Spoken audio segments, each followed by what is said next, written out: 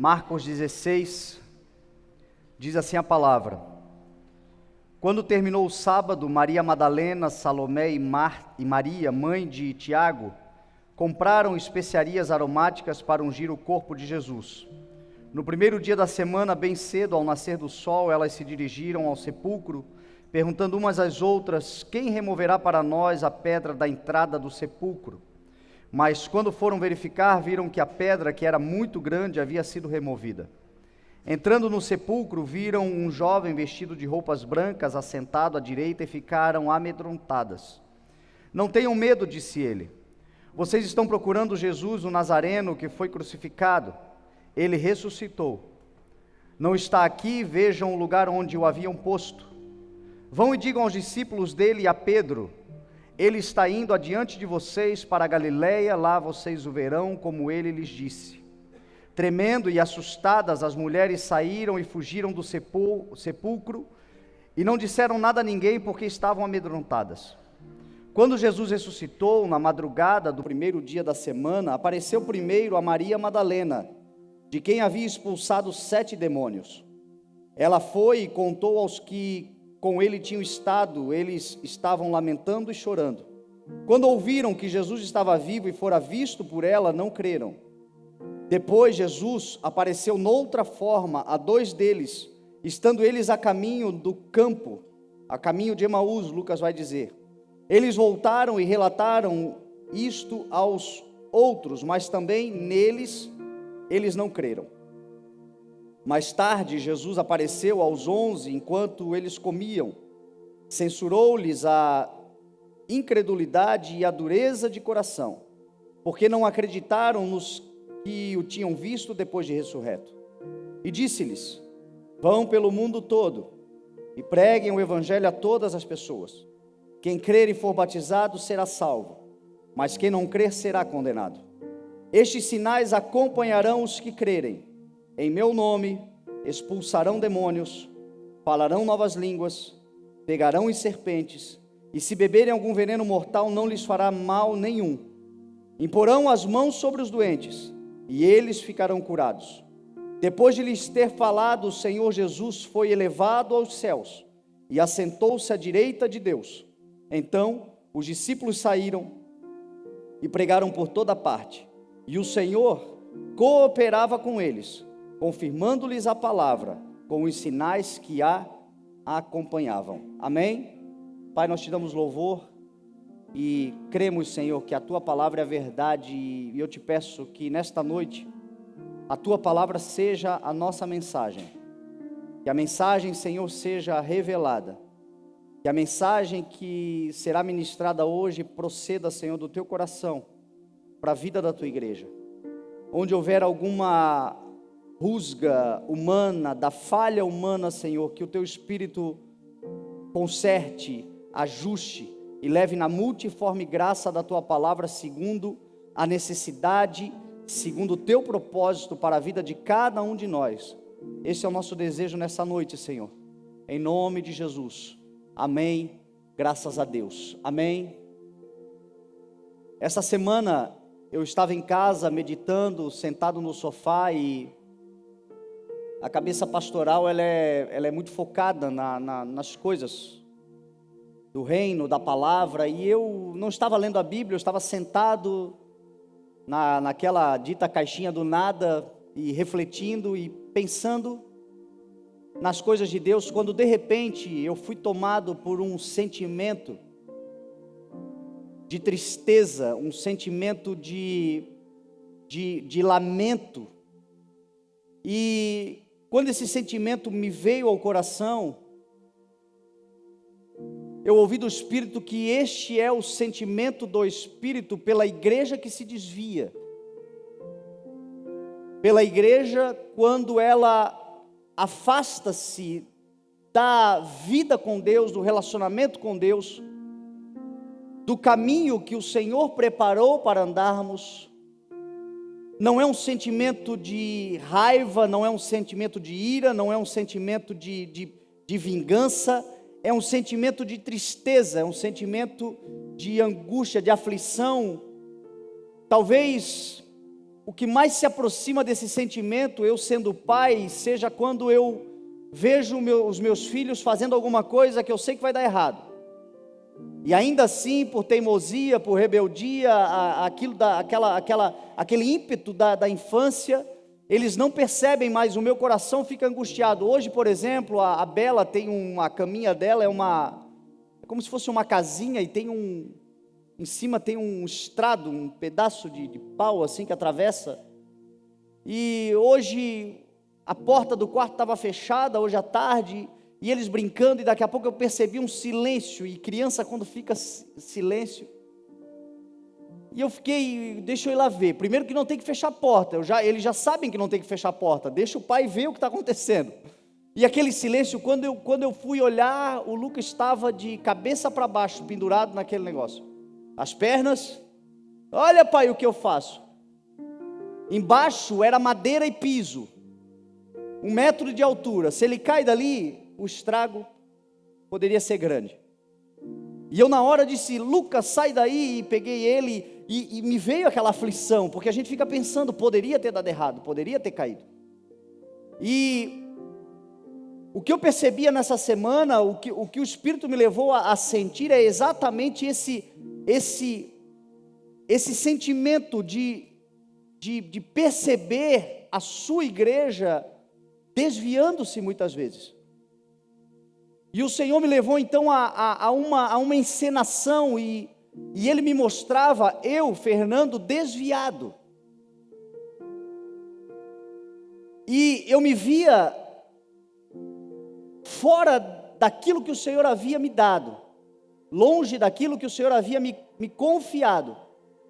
E eu estava desviado, e aquilo foi me dando um tremor, e um temor, e uma tristeza também. E o mais interessante é que eu não estava desviado no mundo. Não era o Fernando que o Senhor resgatou lá do mundo, das baladas, não era aquele cara. Não era um retrocesso para uma vida pregressa. O que me deixou mais perplexo é que eu estava desviado dentro da igreja. Eu estava desviado, trabalhando como alguém que pensava estar trabalhando para Deus. Eu estava desviado, pregando. Entretanto, a pregação, o desvio se deu porque a pregação que eu estava proclamando não era a pregação e a mensagem que o Senhor tinha me dado. Não era a mensagem que o Senhor tinha me dado como pregador e evangelista. E aquilo foi me dando, então, uma angústia, e o Senhor falou comigo, parte da minha igreja está assim. Parte da minha igreja tem se desviado, porque a mensagem que ela tem pregado, e a mensagem que ela tem ouvido, é uma mensagem que está desviada do propósito que eu tenho para este tempo. Parte da igreja se tornou uma igreja que trata a alma, e tão somente a alma do indivíduo. Parte da igreja tem ouvido, tem buscado, ou tem proclamado uma mensagem, que ela não passa de coisas e de tratamentos paliativos para as coisas materiais dessa vida, para as coisas transitórias. A palavra de Deus, ela nos apresenta muitas instruções para tudo na terra. Primeira coisa que eu quero deixar pontuado aqui é que eu não sou contra uma instrução para você, na palavra do Senhor que tem, para você colocar em prática e crescer profissionalmente, para você colocar em prática e melhorar as suas relações humanas. Afinal de contas, o Evangelho se manifesta também dessa forma. O problema não é você usar e pregar a palavra, e na palavra ensinar as pessoas a vencerem as demandas imediatas, as demandas que se apresentam, os desafios diante de nós da terra. Não é este o problema. O problema é quando tudo isto se sobrepõe à verdadeira mensagem que nós precisamos ter como âncora da nossa alma e como arautos, como trombeta, como proclamação através dos nossos lábios. E esta mensagem é a mensagem da ressurreição. Esta mensagem é a mensagem da vitória de Cristo sobre a morte. Esta mensagem é a mensagem da eternidade. Eu tenho sido impelido pelo Espírito nos últimos dias a falar muito sobre isto. E eu me via desviado, porque eu me lembrava do que o Senhor falou a mim no caixão do meu pai. Meu pai estava sendo velado e eu ouvi uma profecia. E uma pessoa me dizia assim: este ministério irá arcar como uma palmeira, um vento muito forte baterá.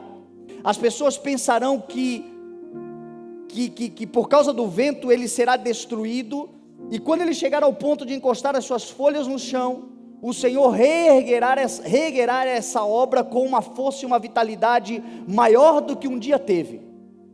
E vocês farão as mesmas obras e irão para lugares ainda maiores. E o Senhor vai te usar para isto. E o Senhor vai promover um avivamento, e o Senhor vai te usar para proclamar uma palavra de salvação. Eu até ali não entendi absolutamente nada, eu estava apenas sofrendo o luto. Depois eu comecei a digerir, mas o Senhor me levava nessa semana a pensar, a lembrar daquilo que eu já falei muitas vezes: avivamento não é algo novo, avivamento é uma volta à origem. Existe uma igreja que está em busca de algo que nunca existiu.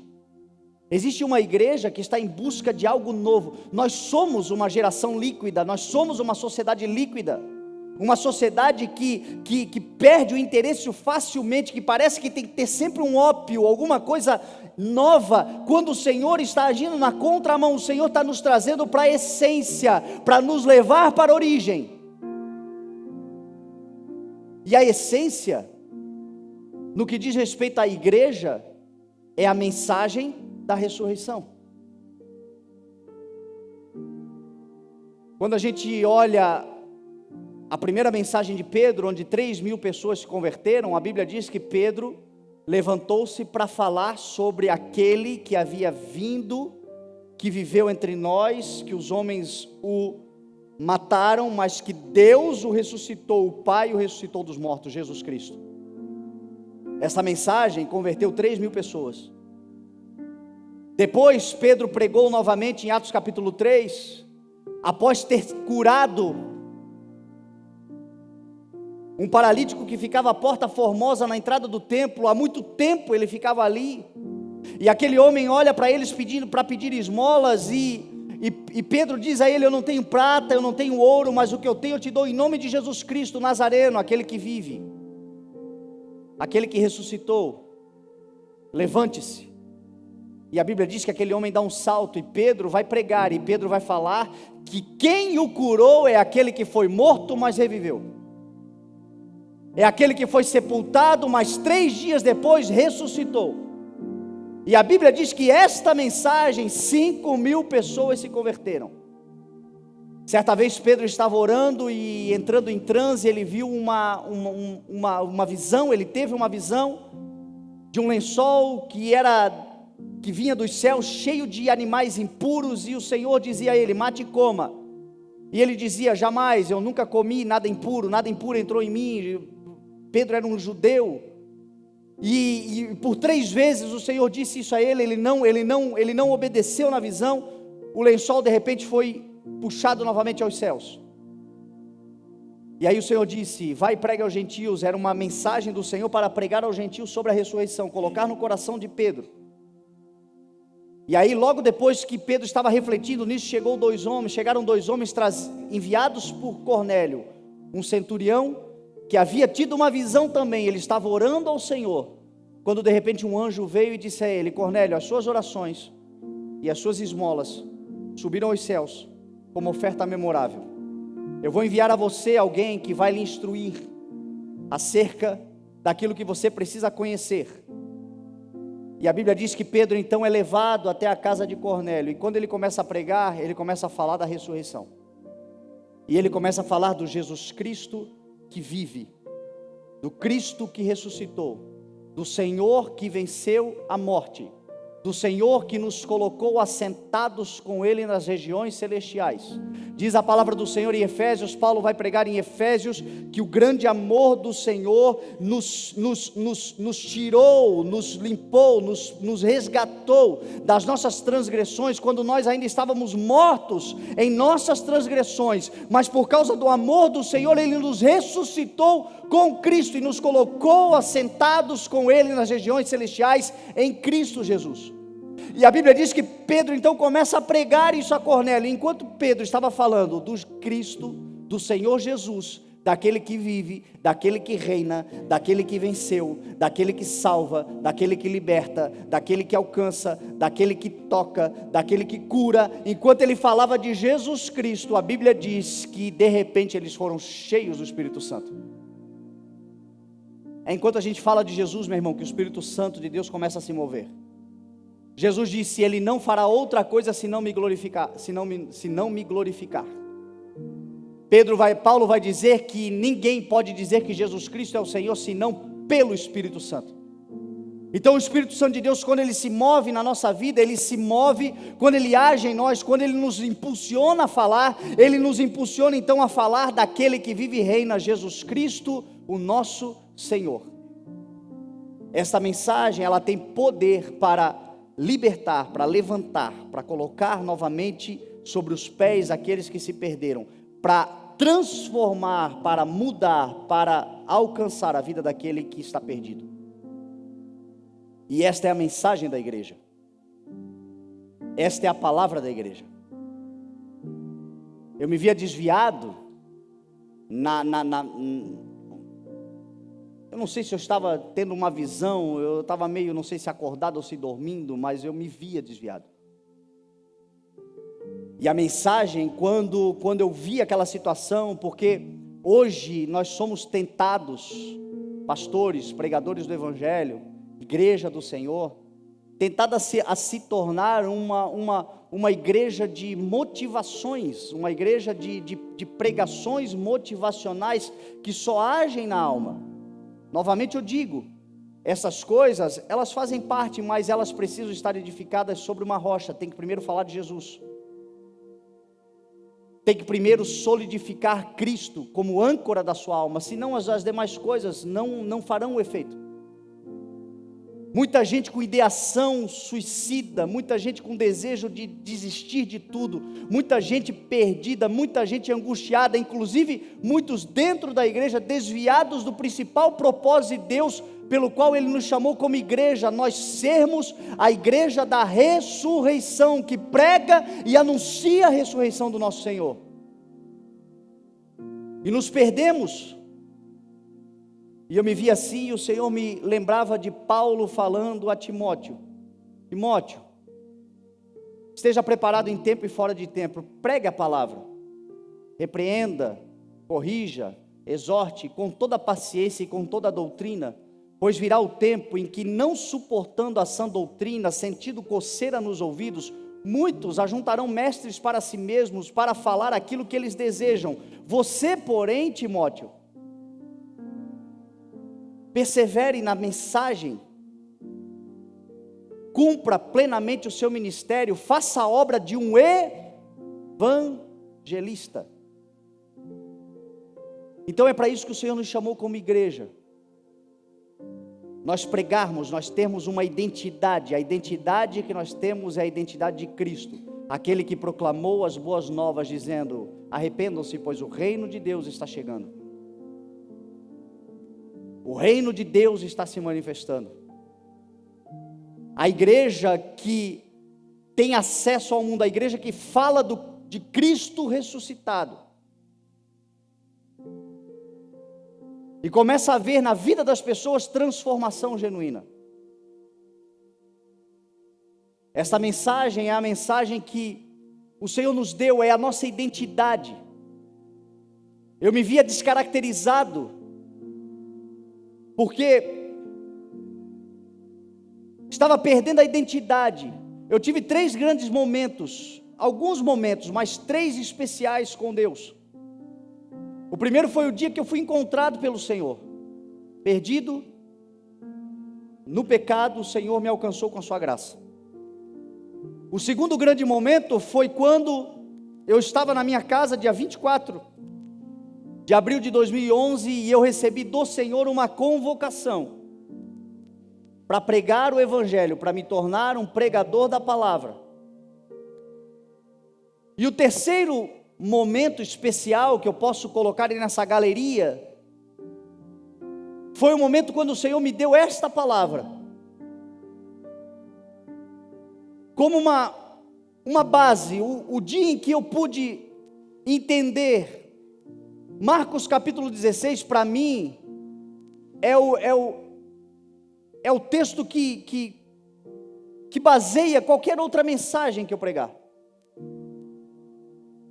É o texto que me dá identidade como um evangelista, como um pregador do Evangelho. Uma das coisas que o Senhor falou no meu coração, quando eu comecei a pregar o Evangelho, eu não tinha muitas referências, havia perdido elas, e aí você procura referências, procura exemplos, procura inspirações, e às vezes procurando inspirações e referências e modelos, você acaba perdendo a sua essência.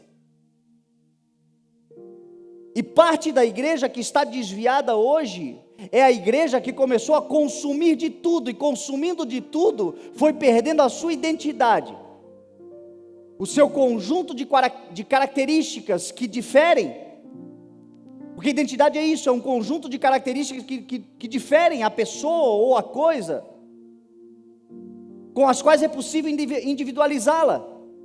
Então, nós temos uma identidade, e quando eu comecei a ver várias referências, e comecei a me alimentar de várias coisas, o Senhor falou para mim assim: Fernando, você tem características próprias,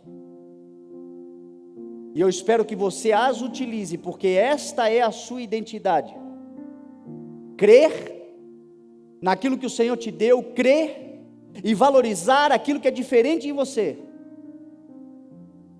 crer e pregar aquilo que eu coloquei dentro de você, independente se as pessoas estão ouvindo ou não, independente se a mensagem talvez seja muito diferente de muitos lugares, independente se esteja na moda ou não esteja, pregue a palavra, corrija, repreenda, exorte com toda a paciência e doutrina. Quem quiser coçar os ouvidos, que coce os ouvidos, mas você cumpra plenamente o seu ministério, cumpra e exerça e pratique e faça a obra de um evangelista, anunciando as boas novas, anunciando a redenção, anunciando a salvação, anunciando a palavra do Senhor, daqueles grandes momentos em que o Senhor se manifestou na terra. Hoje pela manhã eu dizia, há pelo menos 3 grandes momentos onde o céu, nós cantávamos aquela música, deixa o céu descer, e nós vemos pelo menos 3 grandes momentos onde o céu desceu sobre a terra. O primeiro grande momento foi lá no Éden, quando o homem, criado por Deus, tinha o privilégio de todos os dias, na viração do dia, o Senhor vir e se apresentar e falar com o homem. A Bíblia diz que todos os dias, sem falta, porque o Senhor é fiel, o Deus vinha na viração do dia e falava com o homem.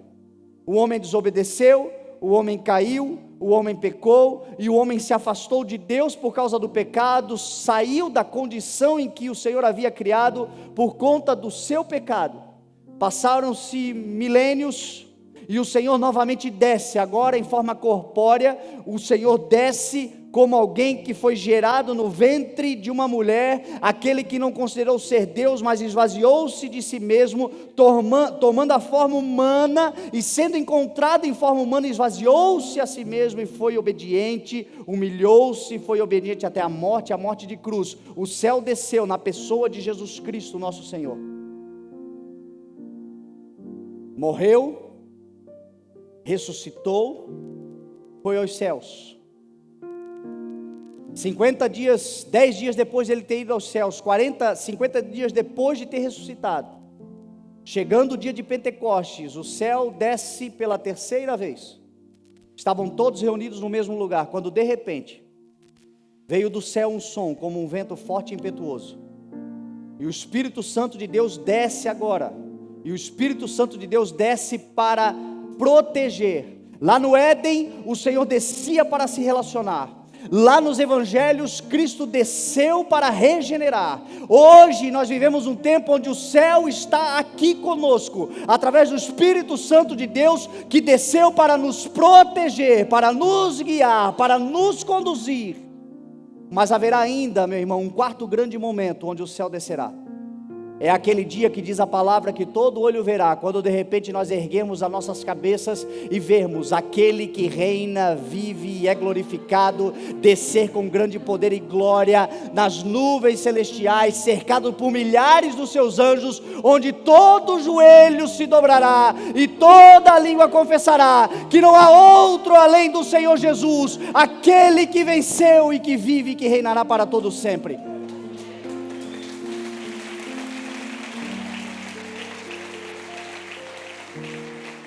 E o que é isso? A nossa mensagem. E aí talvez você me pergunte, e as demandas, e as dificuldades, e os desafios, e os problemas, e as contas, e os relacionamentos, e tudo aquilo que eu preciso. Deixa eu dizer uma coisa para você: busque, pois, em primeiro lugar o reino de Deus e a sua justiça, e estas coisas vos serão acrescentadas.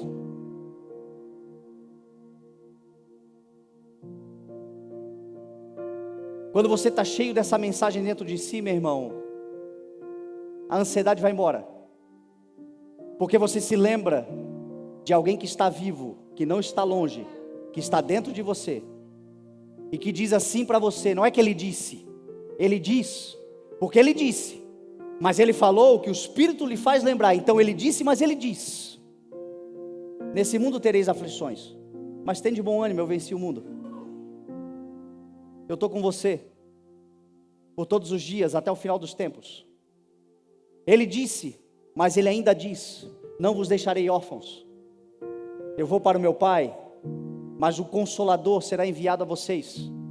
Ele os guiará, Ele guardará vocês, Ele os conduzirá. Eu vou para o Pai, eu vou para preparar para vocês lugares. Se não fosse assim, eu não vos teria dito, mas eis que eu vou preparar lugar, e quando eu voltar, eu levarei vocês comigo, para que vocês estejam onde eu estiver. Esta verdade nós carregamos, porque sabemos que Ele vive, e o Espírito Santo de Deus dentro de nós. Quando nós glorificamos o nome de Jesus, nós nos fortalecemos, nós somos edificados, nós tomamos novamente o lugar que é nosso, o lugar de filhos intocáveis.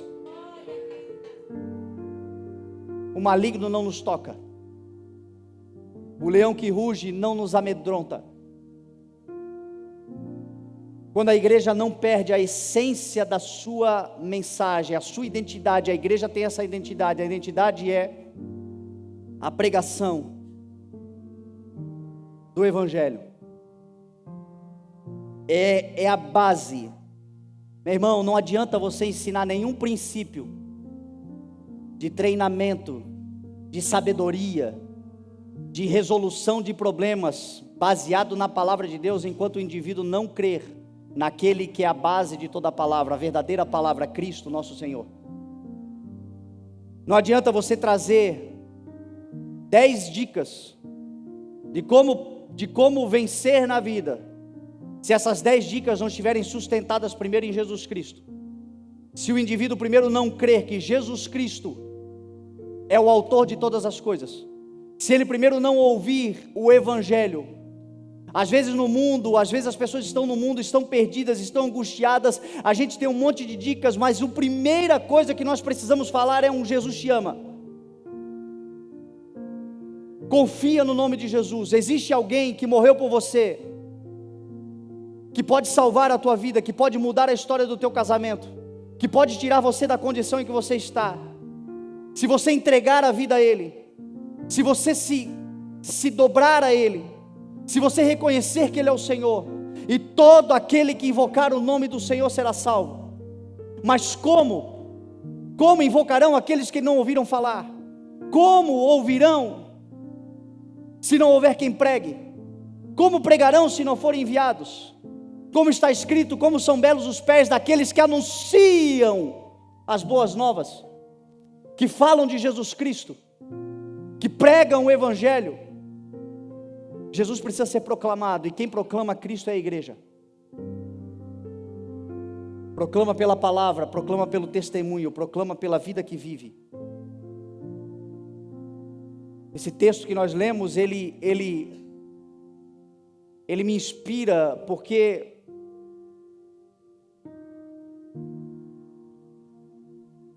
ele mostra como o Senhor trabalha, como o Senhor faz, como o Senhor quebra dogmas, como o Senhor vai na contramão de coisas que a gente cria. Como muitas vezes a palavra e o poder da palavra em nós se manifesta depois de tempos turbulentos. Eu não sei quanto a você, mas eu me identifico com Paulo quando Paulo fala assim aos Romanos capítulo 15, eu não me atrevo a falar nada além daquilo que o Senhor fez através de mim, seja em palavras ou em ação, para levar os gentios à obediência, a obedecer a Cristo. Então a mensagem que eu consigo pregar é a mensagem da experiência que eu tive. E o grande mover de Deus na minha vida começou a acontecer depois de um dia caótico, depois de uma grande tragédia, depois de uma situação onde eu me vi totalmente perdido. Eu me vejo muito em Maria Madalena. A Bíblia vai dizer aqui que depois do sábado ela saiu com Salomé e com a Maria, mãe de Tiago, para ir ao sepulcro de Cristo, levar especiarias para ungir o corpo morto de Cristo, o corpo da frustração, o corpo da desilusão, o corpo da desesperança. Era o primeiro dia da semana, era um domingo pela manhã, mas antes disso houve uma sexta-feira. E a sexta-feira foi o dia da tragédia, foi o dia onde a casa caiu. Foi o dia onde tudo que eles esperavam caiu por terra no entendimento deles. Os evangelhos são claros em dizer que Jesus sempre falava que a sua morte era necessária, porém eles endureciam o coração deles. Eles não entendiam. Eles não aceitavam, porque eles esperavam um reino que se manifestasse ali, naquele momento, para destruir o Império Romano. Às vezes Deus conosco, Ele está falando coisas que são claras, mas a nossa vontade é tão contrária ao propósito de Deus, que a gente endurece o coração. Mas o interessante é que a palavra de Deus vai prevalecer. E é por isso que o Senhor tem uma instrução para nós: quando ouvir a voz do Senhor, não endureça o coração, porque com o coração duro ou com o coração mole, a minha palavra vai se cumprir. Porque a palavra que eu lanço, ela não volta vazia, antes ela cumpre o propósito pelo qual eu a enviei, o que está escrito. Então quando a palavra é lançada, mas a nossa vontade é contrária à vontade do Senhor, nós ficamos então com o coração endurecidos, mas nem por causa disso a palavra não se cumpre. A palavra se cumprirá, mas por falta de entendimento a gente perece, a gente sofre, a gente fica angustiado. A gente às vezes até fica se perguntando: por que, Senhor? E o Senhor disse: eu te avisei, se você tivesse confiado em mim, você não estaria sofrendo o que está sofrendo. E aquelas mulheres então, elas ficaram naquela sexta-feira, foi o dia da tragédia, foi o dia onde um ataque elas sofreram, aquele dia em que você é atacado de uma forma que você perde até o senso. Depois da sexta-feira veio o sábado. Eu vivi isso na minha vida, um dia trágico, um dia que eu estava com os meus amigos, normal como qualquer outro. Um dia que eu estava me divertindo, de repente eu ouvi uma notícia que o meu mundo desabou instantaneamente. Eu nunca me esqueço do momento, quando eu desliguei o telefone, e era como se eu tivesse totalmente anestesiado, sem entender absolutamente nada. Talvez essa seja a realidade de alguns de nós aqui. Talvez o que te trouxe hoje nesse lugar é exatamente uma sensação de não saber se vai para a direita, se vai para a esquerda, uma tragédia familiar, existencial, uma fase da vida onde a alma está num estado que parece que o teu espírito está anestesiado, tamanha dor da carne.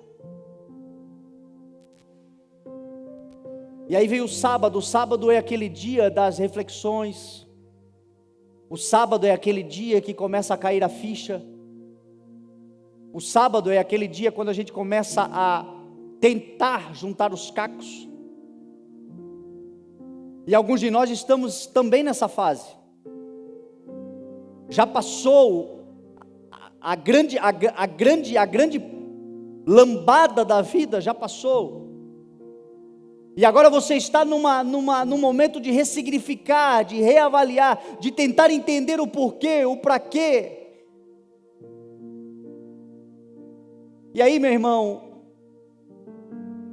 o que me enche de esperança é que tem a sexta-feira, tem o sábado, mas também tem o domingo.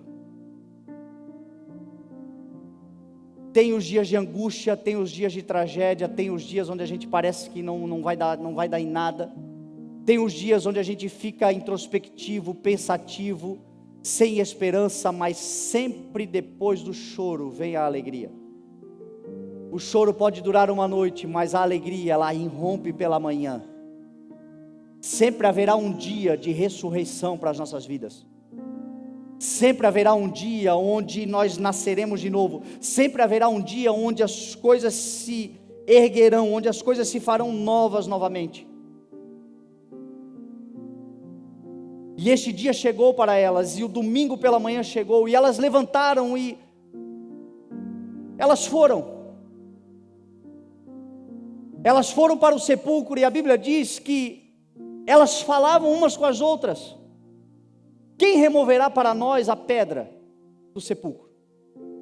Era uma pedra grande, o texto diz. Era uma pedra que estava lacrada, havia um selo do Império Romano e um lacre naquela pedra. Era uma pedra intransponível. Era algo que estava entre elas e o propósito delas. Elas estavam com o propósito de ir lá ungir o corpo de Cristo. Elas estavam ressignificando, elas estavam vivendo a resiliência, elas estavam sendo levadas pelo Espírito, ainda sem entender muita coisa, mas resolveram levantar e começar a caminhar novamente. Só que entre elas e o propósito delas havia uma pedra, e a pergunta delas era: quem removerá essa pedra? Você sabe como é que a pedra será removida? Enquanto você caminhar. Existem pedras entre nós e o propósito da nossa vida. São aquelas situações intransponíveis, são aquelas situações que para nós são barreiras. São aquelas situações que a gente sabe que estão ali. São aquelas situações que a gente sabe que a gente vai se deparar com elas. São aqueles dias que, ao mesmo tempo que nós somos impulsionados pelo Espírito, encorajados pelo Espírito a começar a andar, a fazer o que precisamos fazer, está ali, é visível, foi colocada, e você sabe que está ali. Entretanto, a palavra do Senhor para você é: continue caminhando, porque quando você chegar lá, a pedra terá sido removida, porque o Senhor sempre fará aquilo que você não pode fazer. O Salmo 91 diz assim: e Ele dará ordem aos seus anjos ao seu respeito, para te proteger em todos os teus caminhos. Eles te segurarão pela mão, para que você não tropece em pedra alguma. Só tem que ter medo de pedra quem não reconhece a Cristo. Porque para aqueles que não reconhecem a Cristo, para aqueles que não creram no seu nome, para aqueles que não aceitaram a Cristo, a pedra que os construtores rejeitaram, tornou-se a pedra angular, pedra que aquele que cai sobre ela é despedaçado, aquele que ela cai sobre ele é reduzido a pó. Mas para aqueles que confessam, para aqueles que creem, para aqueles que reconhecem, para aqueles que chamam, para aqueles que confiam, esta pedra é pedra de edificação, é pedra angular, é pedra de esquina, é pedra eterna, é rocha sobre a qual nós edificamos a nossa vida, e tudo que nós construímos ali não é perdido. Construa a tua vida, meu irmão, sobre essa rocha. Coloca a tua vida em Cristo. Jesus é suficiente. Cuidado com as invenções que vão descaracterizando muitas vezes a essência que você tem, a pureza e a simplicidade de um evangelho. E Jesus disse assim: bem-aventurados os pobres em espírito, porque eles verão, porque deles é o reino de Deus. E nós vamos perdendo a identidade, vamos descaracterizando muitas vezes, porque a gente vai vendo coisas que as pessoas fazem com aparência de santidade, mas é só invenção humana. E vamos deformando, descaracterizando a nossa verdadeira identidade, que é chamados para pregar as boas novas. E eu me via desviado, dentro da igreja. E o Senhor me fez lembrar de algo que Ele já tinha me falado há um tempo atrás, e reacendeu. Se eu olho à minha volta, no meu círculo social, no meu convívio, e não vejo um pecador, eu estou mais desviado do que eu imagino. Se a minha vida é só encontro de crente, se a minha vida é só em torno de gente que não precisa mais ouvir falar de Jesus, se não há um pecador em torno de mim, se não há ninguém perto de mim que precisa ouvir, eu estou mais desviado do que eu imagino. Eu me tornei um ativista religioso e não um pregador do Evangelho. A comunhão nos fortalece, a comunhão é importante. Os dias como hoje são dias de abastecimento. As coisas que a gente faz para fortalecimento e edificação da própria igreja, elas são indispensáveis, mas se elas não forem derramadas sobre o pecador, o que adianta?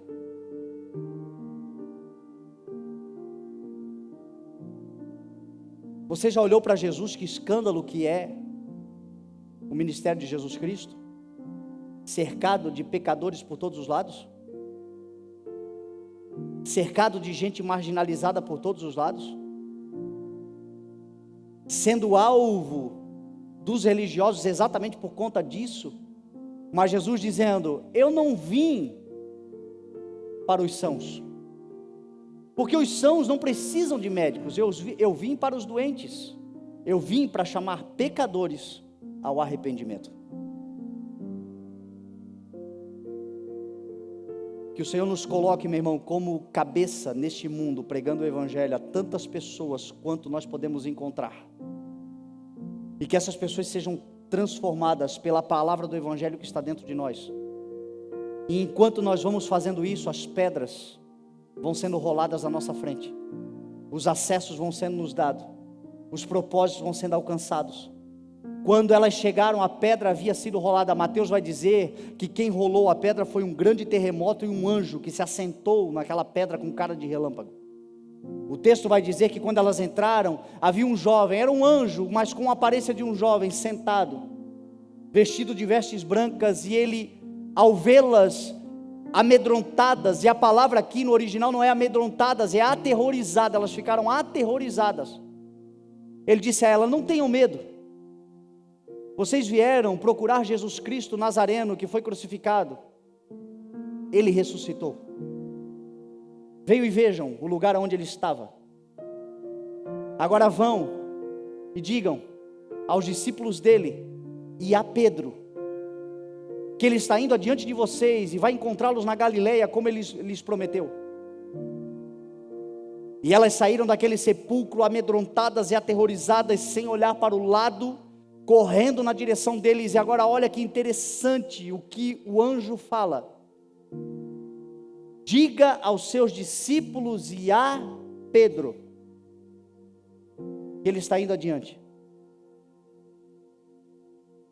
Jesus, quando envia os 12 discípulos a primeira vez, em Mateus capítulo 10, quando ele envia pela primeira vez os discípulos, ele ainda estava na forma humana, e ele enviou para expulsar demônios, para curar doentes, para pregar as boas novas por onde eles deveriam ir. Uma das palavras que Jesus Cristo deu a eles foi: aquele que me confessar diante dos homens, eu o confessarei diante do meu Pai que está nos céus. e aquele que me negar diante dos homens, eu o negarei diante do meu Pai que está nos céus.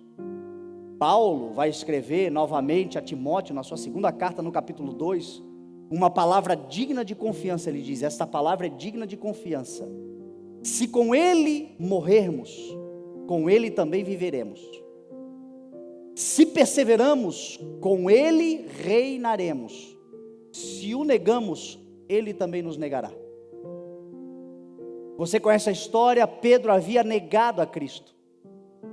Pedro havia alguns dias atrás dito: eu não o conheço, eu não sei quem ele é. E Cristo agora, pela sua infinita misericórdia, daquele que não quer que ninguém se perca, mas que todos cheguem ao arrependimento, na sua ressurreição, a primeira coisa que ele dá como mensagem às mulheres que o anjo se apresenta é: vão dizer aos discípulos e a Pedro, porque naquele momento, Pedro não era mais um discípulo, e não era porque negava.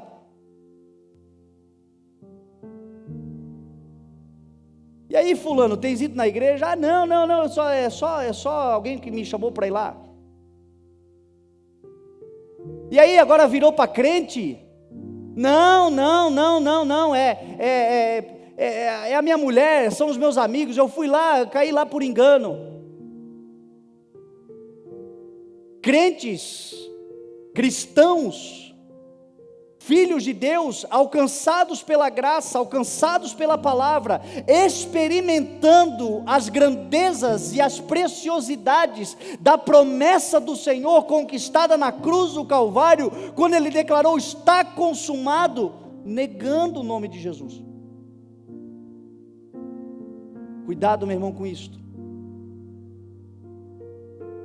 porque nós não somos negadores, nós somos embaixadores, é o que diz a palavra.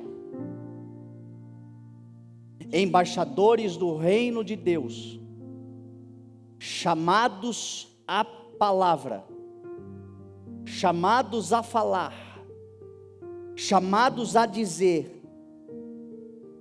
Talvez existam pessoas lá no lugar onde você trabalha, que precisam conhecer quem Cristo é, mas não sabem que do lado dela existe alguém cheio do Espírito Santo. Ah, mas eu tenho medo de ser perseguido, porque eu tenho medo que as pessoas ficam rindo de mim. Meu irmão, se você não for perseguido, você não pertencerá a Cristo. Bem-aventurados os perseguidos, caluniados e injuriados por causa do meu nome. Alegrem-se e regozijem-se, porque grande é a recompensa de vocês. O reino de Deus pertence a vocês. Em algum momento as pessoas vão nos contrariar, em algum momento as pessoas vão nos perseguir, mas nós não temos vergonha daquele que na cruz do Calvário não teve vergonha de nós. Lá na carta aos Apocalipse, uma das cartas, agora eu não lembro mais, o Senhor vai dar como recompensa grandes coisas, porque eles foram fiéis e não negaram. Tinham pouca força, mas não negaram. Eu e você podemos ter pouca força, mas se nós não negarmos, nós seremos encontrados fiéis. Não negue o que o Senhor está fazendo, não negue o que o Senhor está promovendo, não negue o nome de Jesus, não negue aquele que não te negou, mas na cruz do Calvário disse: Pai, perdoa-lhes, porque eles não sabem o que fazem. Está consumado, a obra é perfeita, a obra está concluída, a obra é eterna. Vão dizer aos discípulos e a Pedro: Ele ressuscitou. E elas foram, e a Bíblia diz que ele então fala com Maria Madalena. É a primeira que ele fala. Aqui mostra claramente como o Senhor tem levantado improváveis, como o Senhor tem chamado pessoas cujo coração se quebranta. O Senhor não precisa de mais nada além de um coração quebrantado, ainda que seja improvável. Nós somos a igreja dos improváveis. Nós somos a igreja, por isso que a gente fala tanto e prega tanto sobre incluir, sobre chamar as pessoas, sobre falar do amor de Deus. A Bíblia diz que Cristo havia expulsado 7 demônios de Maria Madalena. E talvez foi por causa do passado dela que quando ela pregou aos discípulos dizendo que ele havia ressuscitado, eles não creram. Afinal de contas, é uma ex-endemoniada. Servia para casar com um gadareno. 7 dela, com uma legião dele, daria um bom casamento. e Cristo a libertou, e o passado pregresso dela endureceu o coração dos apóstolos, afinal de contas eles haviam andado com Jesus. Meu irmão, deixa eu falar uma coisa para você sobre a religiosidade. Jesus Cristo falou a Nicodemos, uma autoridade em Israel, aquele que disse: certamente tu procedes de Deus, porque ninguém pode fazer as obras que tu realizas se Deus não o enviar. Entretanto, era um religioso, era um dogmático, era um fariseu, fazia parte do conselho, do sinédrio, ele era uma autoridade proeminente. Sabe o que Jesus falou para ele? Religioso só tem um jeito, tem que nascer de novo. E nascer de novo significa esquece tudo e reaprende tudo de novo. O que é misericórdia, o que é graça. Porque o conhecimento muitas vezes traz o orgulho. Existe uma parte da igreja desviada por causa do conhecimento. O conhecimento que foi endurecendo o coração, o conhecimento que foi trazendo orgulho. Essa semana eu escrevi sobre isso. Falando sobre, refletindo também. Essa semana foi uma semana de muita reflexão.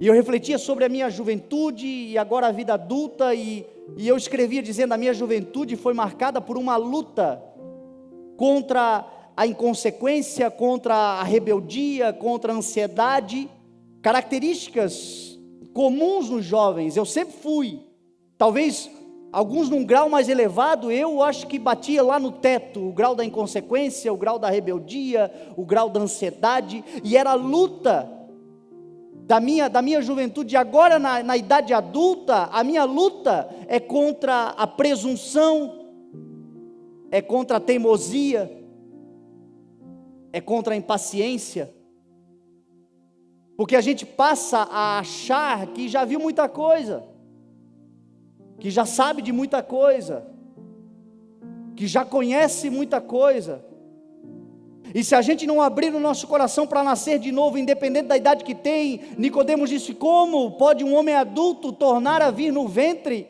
Como pode um homem velho nascer de novo? E Jesus disse assim: aquele que não nascer da água e do Espírito jamais entrará no reino de Deus. Aquele que não estiver disposto a desaprender, para que seja instruído pelo Senhor a aprender sobre as coisas do reino de Deus. Aquele que não estiver disposto a abrir o seu coração, a vencer a teimosia, a presunção, a impaciência, e deixar o Senhor trabalhar no seu coração, como alguém que traz coisas novas, que ensina e que tem algo infinitamente maior e melhor do que tudo aquilo que pedimos ou pensamos, já vivemos ou já experimentamos.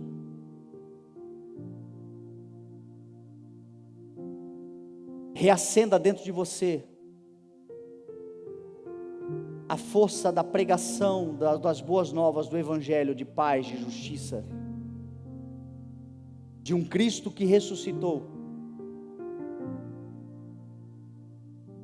O Senhor sabe de todas as tuas dificuldades, o Senhor sabe de todas as batalhas que você tem pela frente. Proclame o nome de Jesus.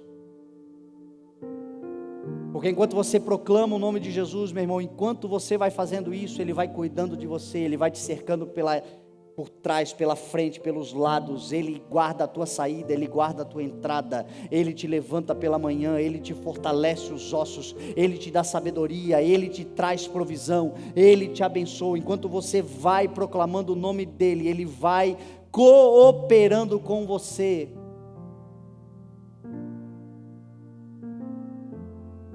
Eles não acreditaram, também não acreditaram, e aqui para a gente encerrar, essa mensagem não é uma mensagem com início, meio e fim para hoje, ela é o coração apenas falando, mas aqui tem mais um ponto. A Bíblia diz que depois Ele apareceu noutra forma, para 2 dos seus discípulos. Lucas no capítulo 24 vai explicar que estes discípulos estavam indo a 12 quilômetros de Jerusalém para uma cidade, um povoado chamado Emaús, e enquanto eles iam, Jesus se apresentou a eles. O texto de Marcos vai dizer noutra forma, e eles não reconheceram a Cristo, porque Jesus pode se apresentar de muitas formas. E Jesus perguntava para eles o que eles discutiam, e eles disseram: tu não sabes o que tem acontecido nesses dias? o Cristo, aquele que veio para a redenção, nós esperávamos e depositávamos nele a esperança de um reino eterno, mas ele foi morto, foi crucificado, isso já faz 3 dias. E aí Jesus, a começar de Moisés e os profetas, começou a falar sobre tudo o que havia nas Escrituras a respeito dele. E quando eles foram chegando perto do caminho de Emaús, Jesus fez como quem ia adiante, e eles insistiram: não, fica conosco, já está tarde, fica conosco. E Jesus entrou com eles no povoado, entrou na casa, e na hora da refeição, a Bíblia diz que Jesus pegou o pão, olhou para o céu, deu graças e partiu. E quando ele fez isso, os olhos deles se abriram, e eles reconheceram Jesus Cristo, e Jesus desapareceu da frente deles. O texto de Lucas vai dizer que um disse ao outro: não ardia o seu coração enquanto ele nos expunha as Escrituras? Tem muitas vezes que o Senhor está falando conosco apenas pela sua palavra. Na maioria das vezes o Senhor fala conosco apenas pela sua palavra. E a gente sabe que é o Senhor falando conosco, porque enquanto a mensagem é proclamada, o nosso coração arde. O nosso coração começa a se encher de esperança, começa a arder, começa a se aquecer. O nosso espírito começa a dentro de nós se movimentar. E esta é uma forma de o Senhor se apresentar a nós, através da sua palavra. Mas para muitos de nós, ainda assim, o coração se endurece. Estes discípulos, que sentiam arder o coração enquanto Jesus pregava a palavra dele para eles, chegaram para os apóstolos e contaram que viram Jesus, e eles também não acreditaram. Mais tarde, diz a palavra do Senhor, Jesus apresentou-se a eles e censurou-lhes a incredulidade e a dureza de coração. Lá em João vai dizer que ele também censurou a incredulidade de Tomé, dizendo: Tomé, você creu porque você viu? Bem-aventurados aqueles que não viram, mas creram. Sabe o que eu quero dizer com isso, meu irmão? Se o Senhor tem levantado um mensageiro, se o Senhor tem levantado alguém, se em algum momento você ouvir uma palavra de Deus, e quando eu digo uma palavra de Deus, eu digo uma palavra de Deus que procede daqui, uma palavra que vem de alguém que está te abençoando, que está te consolando, que está te edificando, que não está usando da palavra como um instrumento para benefício próprio, mas apenas trazendo para você uma instrução, uma exortação, uma correção, seja lá o que for. E se no teu coração arde, tão somente creia nessa palavra, pegue essa palavra e saia vivendo por essa palavra, porque esta palavra é o próprio Cristo aparecendo a você numa forma em que você não esperava, mas Ele falando, ardendo o teu coração e querendo mudar a tua história. Não endureça o teu coração, não permita a incredulidade te afastar daquilo que o Senhor tem para você por meio da palavra dEle. A palavra de hoje, meu irmão, é uma palavra pregada a partir de uma experiência. Eu estou aqui pregando a palavra de Deus para a tua vida, mas o que te faz sentar para ouvir é o testemunho, é a experiência, é pregar aquilo que é uma verdade, que é uma experiência para a minha vida. Esta é a tua maior mensagem. Jesus disse a eles: vão e pregam o evangelho a todas as pessoas por todo o mundo. A maior mensagem que você tem é a experiência que Deus te deu, é o testemunho daquele dia em que o Senhor fez alguma coisa por você, daquele dia em que o Senhor tocou na sua vida de alguma forma, daquele dia em que o Senhor manifestou-se, trazendo uma cura, trazendo entendimento, trazendo qualquer provisão dos céus. Aquela experiência, a tua experiência com Deus é a grande mensagem que o Senhor te deu. Não negue, pregue, fale, anuncie, porque quando você fizer isso, meu irmão, sinais te acompanharão. A Bíblia diz que enquanto você prega, Demônios que se levantam contra a tua vida, contra a tua família, contra a tua existência, pelo poder do nome de Jesus, eles serão expulsos. Enquanto você prega aquela linguagem que você precisa, aquela nova língua, aquela forma de se comunicar, que seja compreensível, que seja para tocar o coração de pessoas, que seja para virar coração, inclusive de reis, de governantes, de juízes ao teu favor, essa palavra te será dada pelo poderoso nome de Jesus, que está na boca de todo aquele que prega que Ele ressuscitou. Enquanto você prega a palavra, serpentes, problemas que tentam te enrolar, que tentam te sufocar, coisas que tentam te prender, enquanto você prega a palavra pelo poderoso nome de Jesus, você tem autoridade para pegar nessas serpentes e elas não te farão dano algum. Enquanto você prega a palavra, se por um acaso você enfrentar um dia de beber um veneno mortal, uma calúnia, uma difamação, uma fofoca, aquelas coisas que eu e você somos terrivelmente atacados, as setas inflamadas do maligno, o veneno mortal, é isto que o diabo tem tentado colocar dentro da igreja.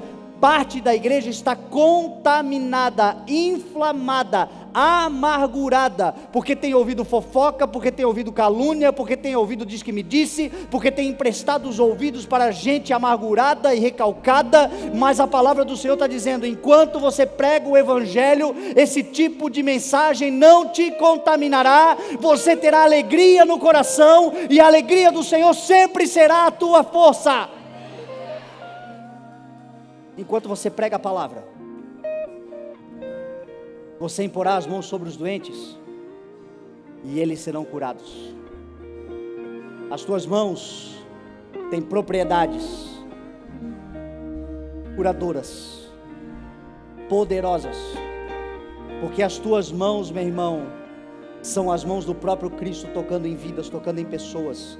Saia, toque, abrace. Enquanto você prega, toque. Enquanto você prega, impõe as mãos. Enquanto você prega, estenda as mãos. Enquanto você prega, abençoe. Enquanto você prega, utilize as tuas mãos para ser um instrumento de bênção sobre esta terra, porque enquanto você pregar pelo poderoso nome de Jesus, aonde você tocar será regenerado.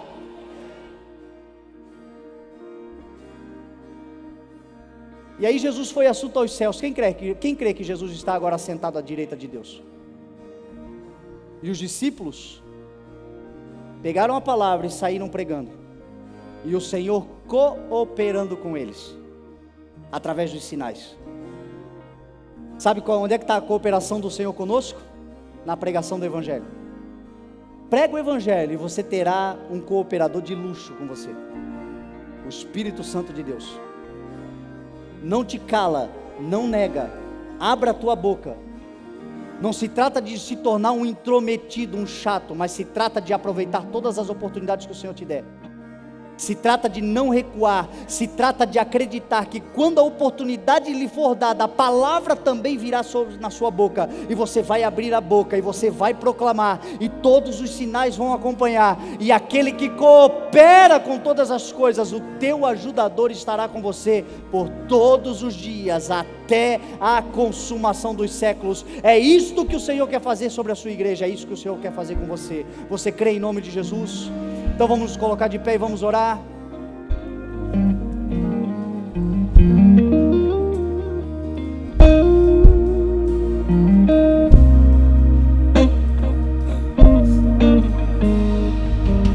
Eu quero conversar com pessoas e orar com pessoas agora, que estão aqui hoje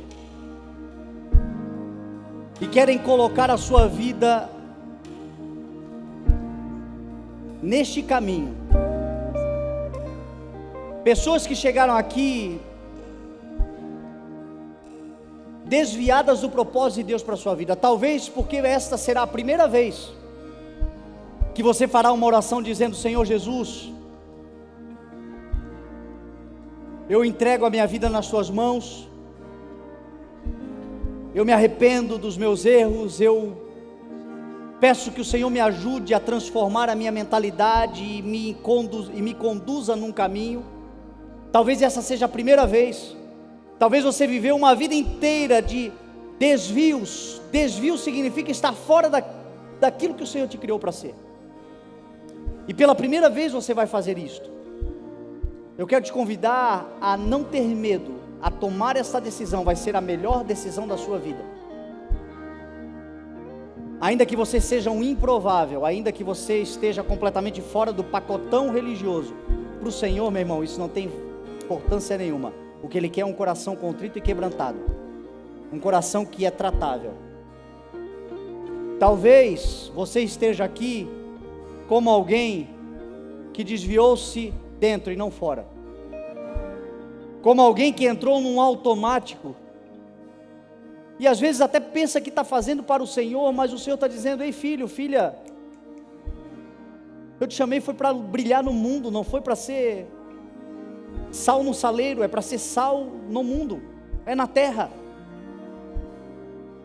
Eu te chamei para proclamar o Evangelho, eu te chamei para não ser um exclusivista, eu não te chamei para você se isolar, eu não te resgatei para você se esquecer dos teus amigos que estão lá fora no mundo.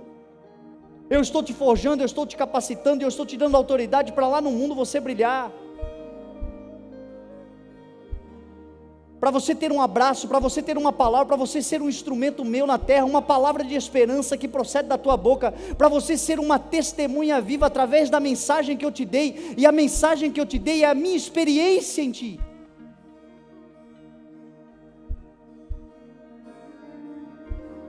Mas talvez você entrou neste automático, meu irmão. Não é difícil nós entrarmos nisso. Essa semana, enquanto eu meditava, eu percebi que algumas coisas em mim já estavam indo para esse lado. E o Senhor disse: Fernando, volta para a essência. E a mensagem que eu preguei hoje é, para mim, se um dia eu não tiver palavra nenhuma, alguém me chamar: Fernando, prega uma mensagem aí, e eu não tiver me preparado para nada, é essa mensagem que eu vou pregar. Porque é a partir dali que constrói todas as coisas. Se você já ouviu qualquer palavra abençoada da minha boca para a sua vida, procedeu disso, desse entendimento do que Cristo fez, de Cristo ressurreto, do Jesus que nos tira lá do atoleiro, que nos chama, nas nossas improbabilidades, Ele nos escolhe, e nos diz assim: vai, prega, anuncia, não tenha medo, vai e prega porque os meus sinais te acompanharão, vai e prega porque eu estarei com você, cooperando com você. Mas se nós não cuidarmos, nós perderemos totalmente a nossa relevância, e o Senhor hoje está nos preparando e nos alinhando novamente. Se existe alguém aqui que quer nesta noite tomar a decisão de centralizar-se, de ajustar-se novamente com o Senhor e com o propósito dele para a sua vida, sai do teu lugar e vem à frente, nós vamos orar em nome de Jesus. Eu quero orar com você, em nome de Jesus.